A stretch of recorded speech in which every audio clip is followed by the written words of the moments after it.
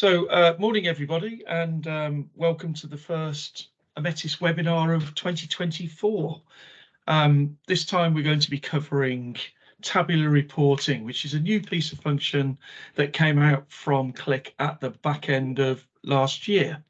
On the call today, you've got myself, Neil Thorne. I'm head of origination at Qlik, and Qlik at Ometis, I beg your pardon. And you've also got my colleague, who many of you will know well, Chris Lofthouse, who is our commercial director, but he's also a Qlik partner ambassador. So, moving on to the agenda. I'm going to do some brief introductions now, and then I'm going to hand over to Chris, and Chris will position the tabular reporting within the Qlik platform, and then he'll provide a demonstration of the software, taking it from start to finish. And I've put question and answer session at the end, but please treat this as an open session. If you've got questions, put them in the chat, and if appropriate, I'll ask them of Chris there and then. If I think it will interrupt the flow too much, then I'll probably leave them until the end, but we will get to all of your questions in time. And then after that, we'll just do some next steps. So, Chris, could you just move me on to the next slide? So there's a lot of you on the call today who aren't customers of Ometis, so I just thought I'd better cover that off first, explain who we are. So we're the UK's largest dedicated Qlik consultancy. We are an elite partner for Qlik, which is the highest level that you can get. And it would be remiss of me if I didn't mention that we've been told we were the #1 partner in the UK last year, which is a big up to all of my colleagues, many of whom are on the call, for all their hard work. With 25 staff, we've got just over 200 customers, and alongside the licenses, we also provide a full range of implementation services from, well, you can see them there, consultancy, development. We've got a UK dedicated support desk, and we also have a dedicated trainer providing instructor-led classroom training online. So, without further ado, I think I'll hand over to Chris, and yeah, enjoy. Perfect, cheers, Neil. Okay, so for those that haven't attended a recent event, I thought I'll just put up the Qlik Cloud platform slide. So for those that have seen this slide or a previous version of it in the past, you'll notice there are some changes. So last year, Qlik did acquire another company called Talend, and that's bolstered some of the data integration and quality side of it. So here you will see data transformation, data prep, quality and governance, but also in the foundational services, the API creation. For this call, we're actually just going to focus on the analytics side. More specifically, we're going to look at reporting services and tabular reporting, and that's what we're going to cover in the demonstration today. It's also worth noting, kind of under this this area, that you do have other options available to you as well. So you do have subscriptions within the Qlik platform. That's where Qlik license users can sign up to a subscription, a PowerPoint or PDF output based on a Qlik sheet or a visualization. You also have AutoML. Anyone or most users accounts that have a Qlik subscription will have app automations, which can be used to generate PowerPoint reports from multiple applications, and also PDF output as well. The limitations before tabular reporting came out last year was that they didn't handle, at least not gracefully, many rows of data, tabular data, hence this new capability that's come along. I'll just move over to the next slide. So for those that are new to the Qlik platform or haven't worked with the client managed version, which had imprinting, which covered this use case, tabular reporting is the automation and creation of Excel reports, static reports, and distributing those to recipients.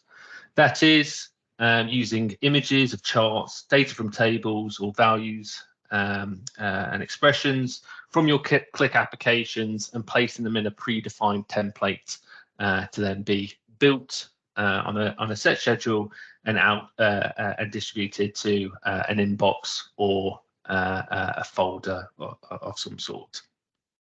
The main kind of benefits of this is obviously you're automating and scheduling those reports to be set on a set basis, a set frequency, and that is a time saver. You're not relying on human effort to be able to build those and send them out, so you're not having to worry about when people go on sick leave or on holiday, etc. You can also benefit from things like burst reporting, so that's where you're using a single template and using predefined filters to make sure that everyone gets their own slice of data and only the data that they potentially need, and automating that process as well. The other big advantage is that you can essentially send the data to unlicensed Qlik users. So these can be internal or external stakeholders, customers, suppliers, or other internal non-licensed Qlik users.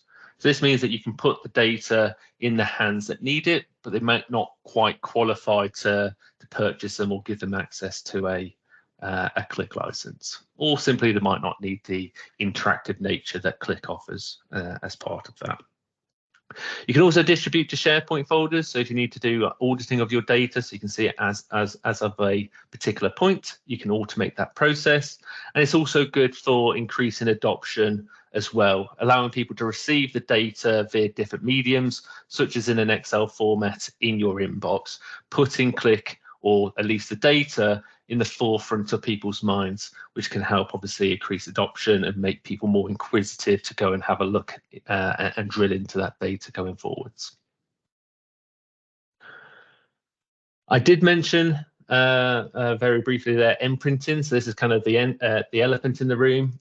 So for those that have come from a client managed background, have got imprinting, and currently might be either still on client managed or in a hybrid setup, the question that's obviously going to come from that is, can we move our reports today?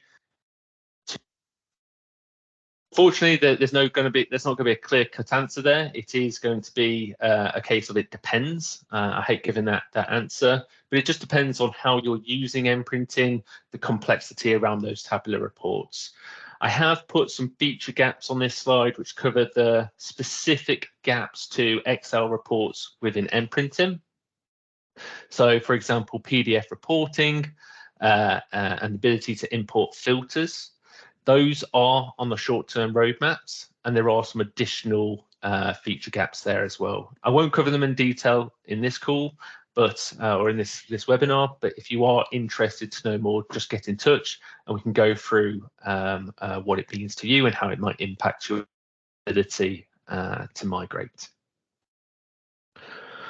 And now we'll jump into the demo. Neil mentioned at the start that if you do have any questions, feel free to ask those in the Q&A box. So there are some natural breakpoints during the demo, so feel free to pop those in, and we'll get those covered as and when we can.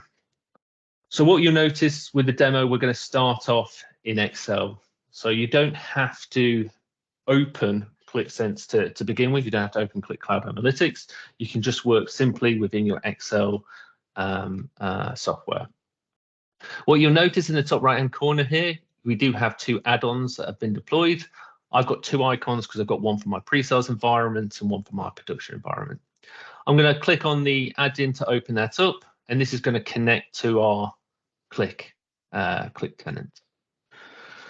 When you first go in, you are asked to specify a space. You'll notice that these are all shared spaces, which is what Qlik supports at the moment. Managed spaces are on the roadmap. So I'm just going to connect to one of our demo spaces there, and we will connect to a specific application. Once you specify those, you can click Save, and that's built. And now we can go ahead and start building reports. At the top here, you've got various different elements. So you've got your charts, expression, levels, and pages. And lastly, you've got the ability to do a preview at any point in time as well. First thing I'm going to do is I'm just actually going to create a title. So I'm just going to use some of the built-in functionality within Excel here. And I'm just going to set this to be orange, and we'll just set the text to be white there as well.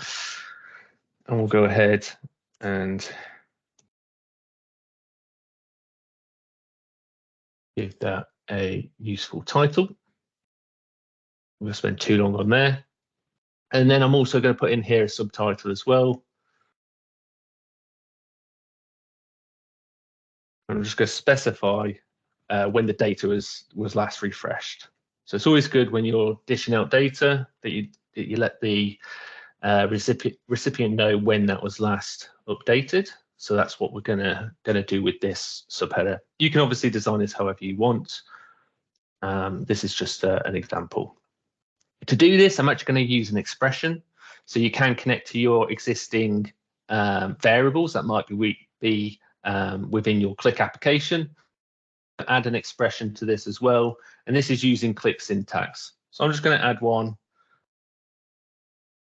to understand when the data was last refreshed. And for those that might be familiar with Qlik syntax, you can see here I'm just going to use the today function and format the date there as well. You do get a nice handy preview, so you don't have to run the report to understand if that's created it correctly. You should be able to spot any mistakes using that preview. Once we've done that, you can see it adds a tag in there. So that's just a reference for us to be able to work with. And then later on, when we actually come to preview the report, that'll update and fill in with the actual value, the evaluated expression there. Next, we're going to add in a chart. We're actually going to add in a couple of charts. We're adding a KPI, and we'll also add in a line chart. Typically, I recommend with this, you always work with the widest one there. So I'm going to actually work with the line chart in this case. When you add the chart, you get a list of all your sheets. So it's broken down nice and easily.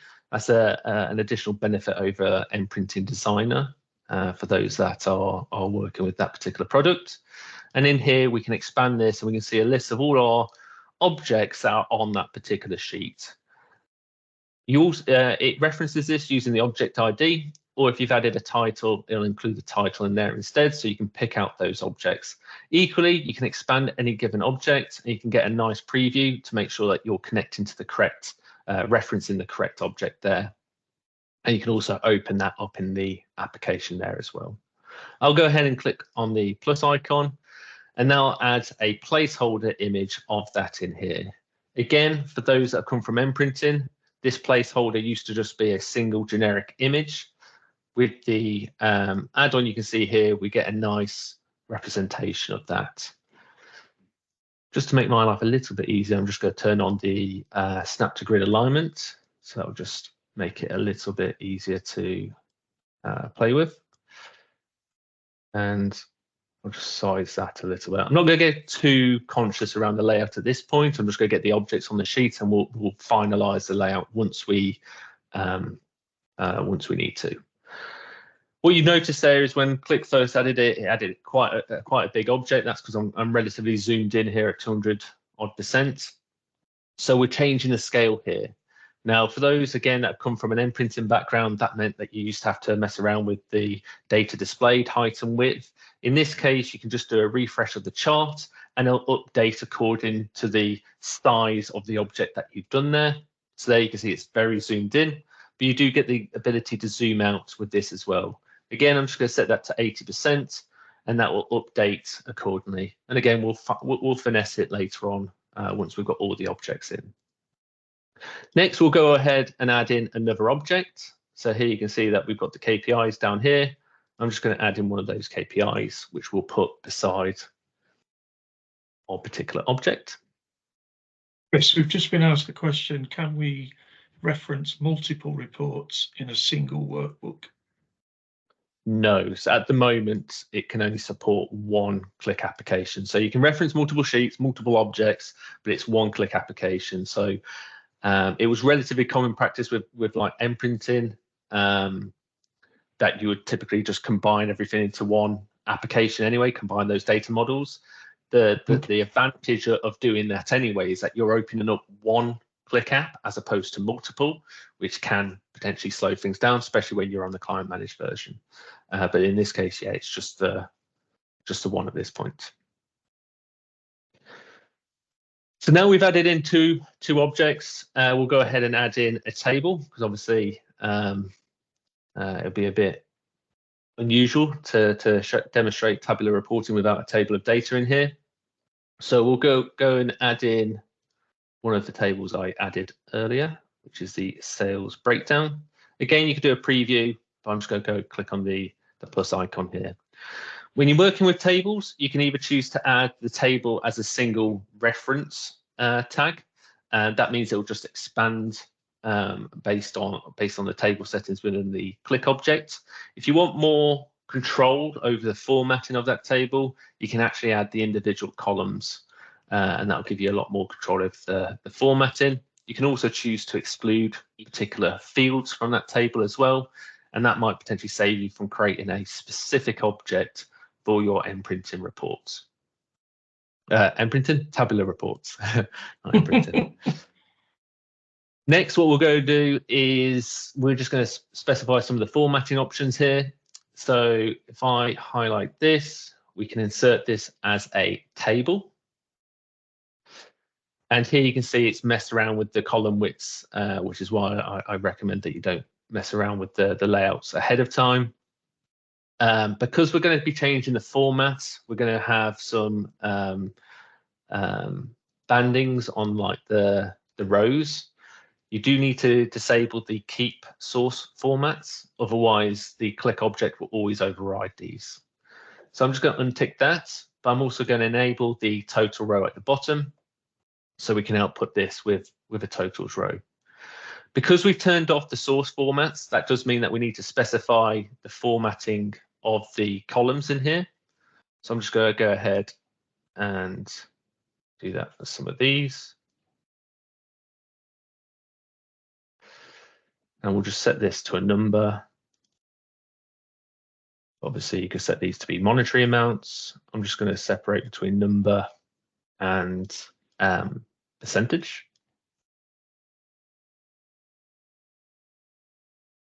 And again, I'll just change that to be 0 decimal places.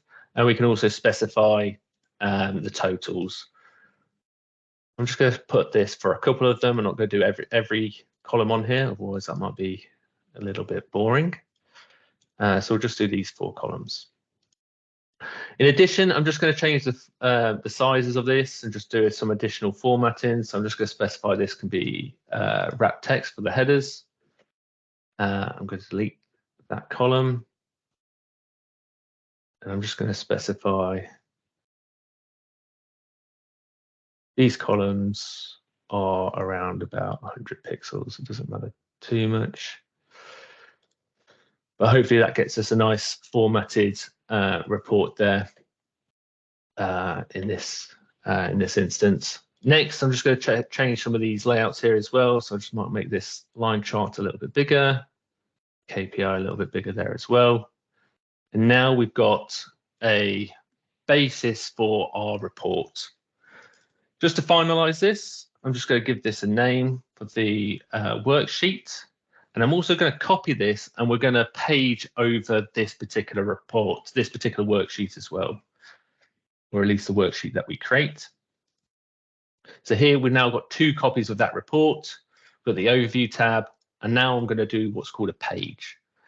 When you page over a report or a worksheet, it effectively repeats that worksheet for every value within this field that you specify. So I'm just going to do this on region, and then add in region name there.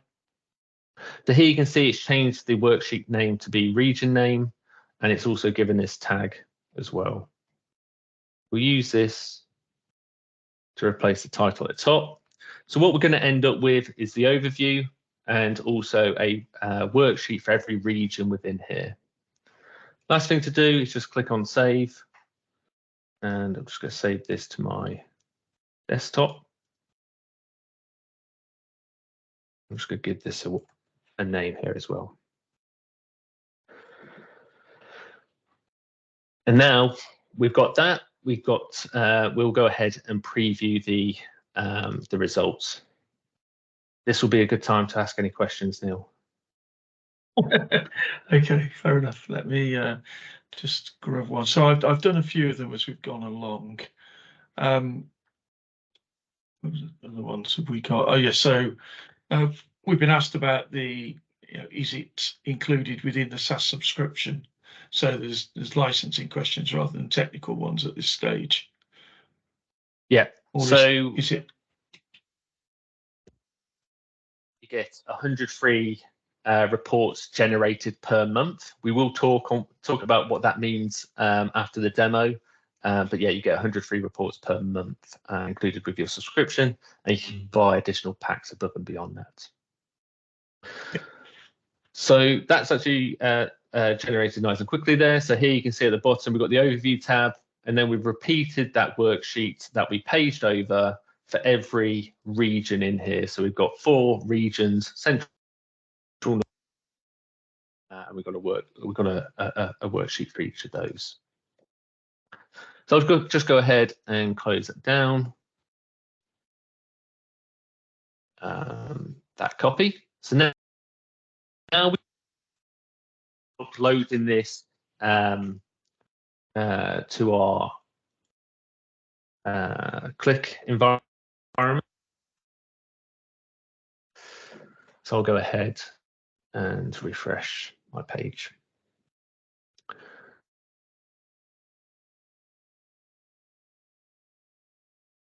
So here you can see this is the Qlik app where we're downloading a copy of those visualizations from.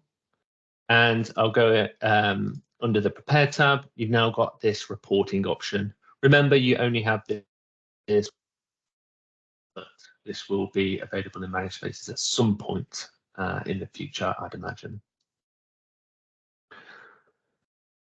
To create the distribution side of it, we need to upload our template that we've just created. I'm just going to browse my template. So there we named one called Tabular Webinar. So I'm just going to go ahead and open this. Once I've uploaded that, we can start working on adding in our report tasks. But first, we need to then specify recipients. So you might have already uploaded your recipients ahead of time because you might have existing templates. In this case, we'll just have a look at what this looks, the work involved for this. So this is on an app basis. Qlik does give you a download example, which if I open up this example, you'll see some example users in there, which you can use as a basis to create this. So these are just the recipients' names, the emails, filters that should be applied to that particular user, so user-based filters, and any groups that they should belong to, which is a comma-separated list there. You can also specify your groups there as well. Filters need to be added manually currently, but we should hopefully see those added in this import list at some point in the future as well. I've actually already created one of these, which I'm just going to connect to now. And what this is going to do behind the scenes is it's going to create the script necessary to import those recipients and add it to the actual script of the application. So it's just worth noting that it does get appended to your Qlik script for that app. And here you can see it's reloaded the app and it's added those users there. I can click on one of those options to see the users that's added. The top option is my work email. And there you can see I've added myself to the sales group, and I've also applied a filter called My Regions. If I go to the Groups tab, you can see here we've got a single group which has one recipient, which is that top recipient previously. And again, just to repeat, these can be internal or external recipients. So they can be non-licensed Qlik users that receive these reports. You notice I added a filter against one of these as well. We'll just go ahead and add that filter in here just to show you what that kind of looks like. So that previously I created one called My Regions. You can add the filter. This can be applied on any field within the application. And as you'd expect, we're going to filter down on the region name, and we'll just confirm that. In here, we'll get a list of all the different region values. I'm just going to select all apart from Western, but if you wanted to, you could choose to click Western and exclude that option. So if additional values get added over time, you'll see all options apart from that. In this case, I'm just going to keep it simple and select those 3 options there.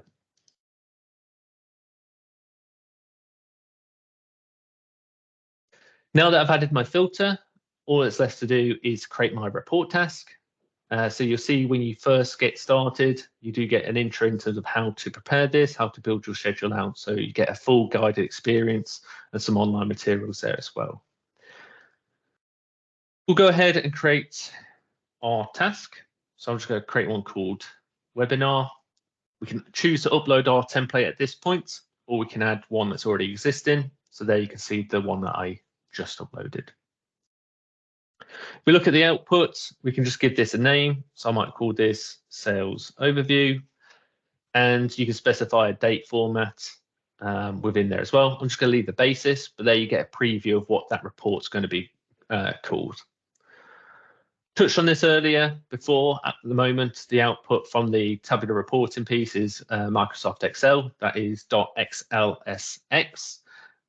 But we expect some additional formats to be able to output in things like PDF going forwards as well. You can also choose to specify a filter at this point. So this is a report task filter. So if there's a filter that everybody should be applied or should be applied across everyone, such as if you want it to be the current year, you can specify that here as well. So you might have a report task for multiple years. So you can have this year, previous year, and so forth, and just use a single template to generate that.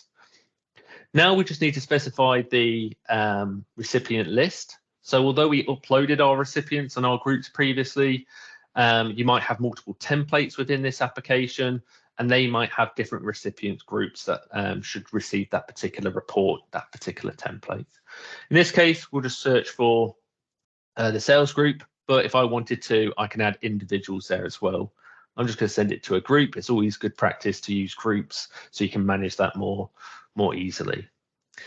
Here you can see the subject has automatically used the title, and now we can just add in here our text. So I might just say here is your sales overview report from the data team. You can also choose to output this to SharePoint. So that'll be SharePoint Cloud folder. So you've got an audit trail of that, so you can see what's been sent out as well. Next is to specify the actual schedule. So you can do this every time the data is refreshed. So based on when the application updates is reloaded, or you can specify a fixed time for this. So you could do this daily, weekly. You can specify the days of the week. You get the same scheduling capabilities that you'll be used to if you scheduled a Qlik application in the past. So you can select the specific days, the first day, the last day, 16th. For this instance, it doesn't really matter. I'm just going to click on save. You can also specify when to run this to until a particular date, between 2 dates, and so forth. I'm just going to click.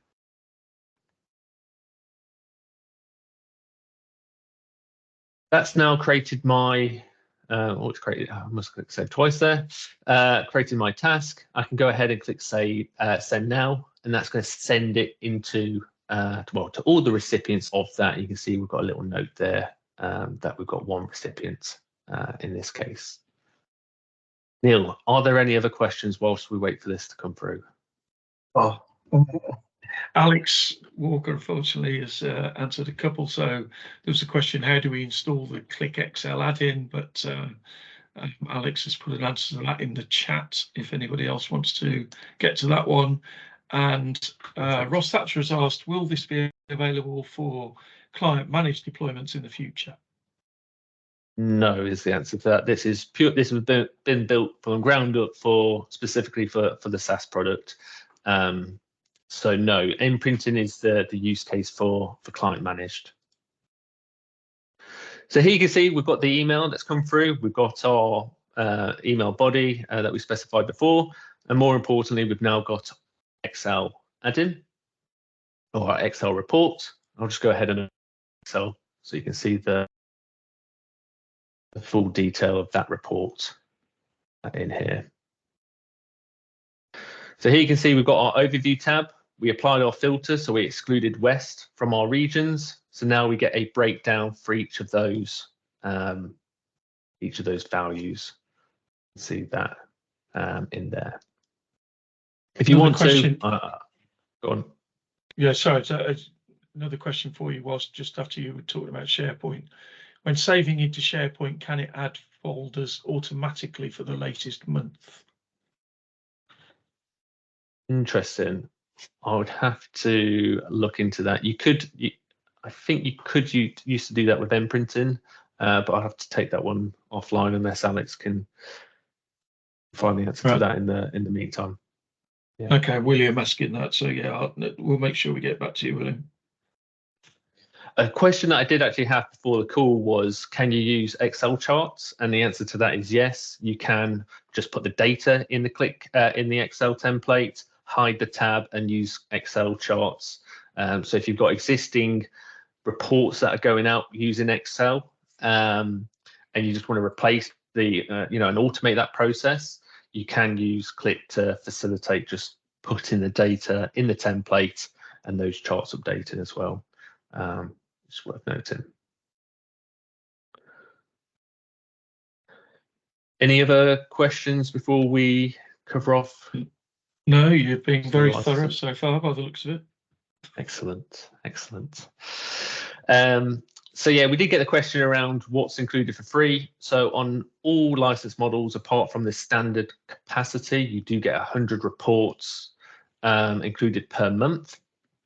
You can purchase additional packs to increase that. So the next tier is up to 1,000 reports per month. If you want pricing, just contact your account manager, or if you're not with us, feel free to reach out to us and we can do that.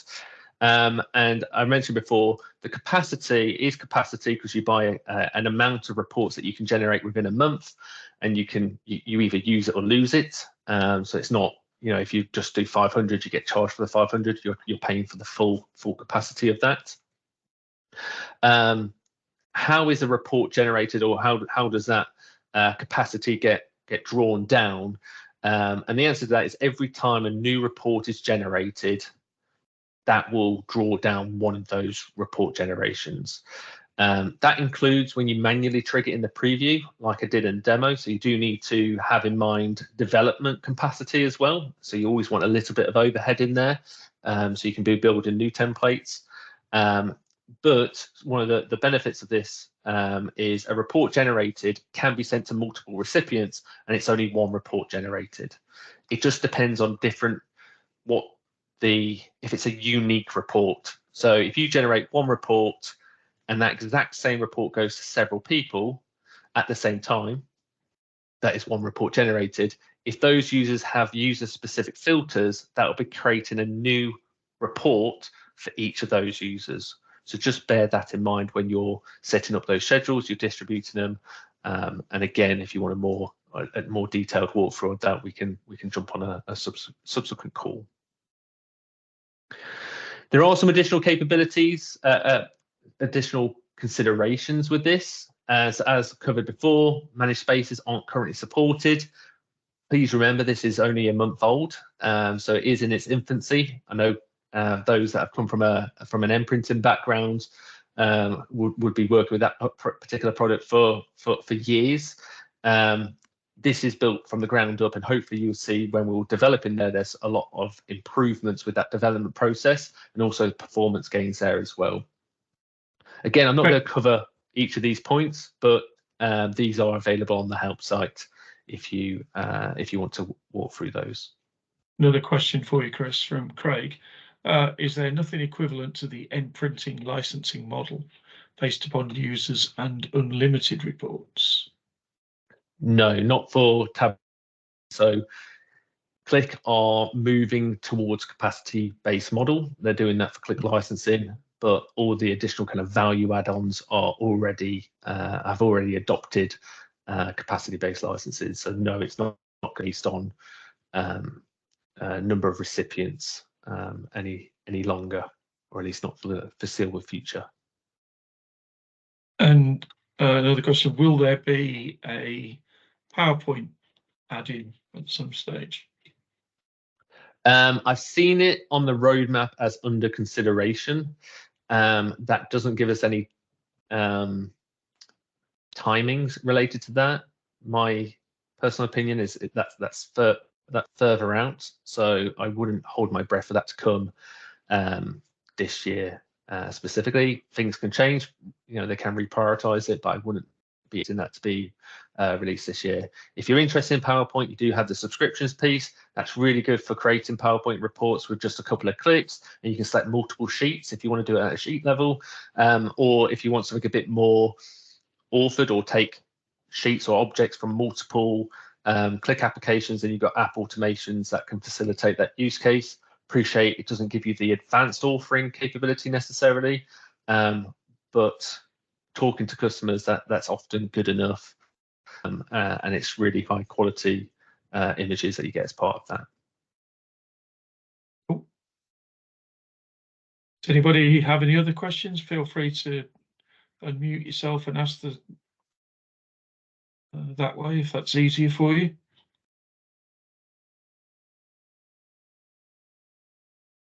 Silence. Oh no, there we go. Oh no, sorry. Alex is answering some of the questions in the chat as well. So if we come to sort of next steps, you know, if you've got further questions about this, then please do get in touch, you know, via the Ometis website, or, you know, via people that you know within the company. Please do read our blog on the subject as well, which is available on the website. The recording of this will be placed on our YouTube channel, where there are other previous webinars as well for you to look through if you wish. Lastly, I ask this on every webinar. You know, if you've got other topics you would like us to cover, please do let us know, because you know, we want to make sure we're covering stuff that is of interest to you. I will be sending out a sort of quick review form, so yeah, let us know what you thought of what we were covering and what we missed and how we can improve it next time. Your best way to keep in touch with what we're talking about is via our LinkedIn page.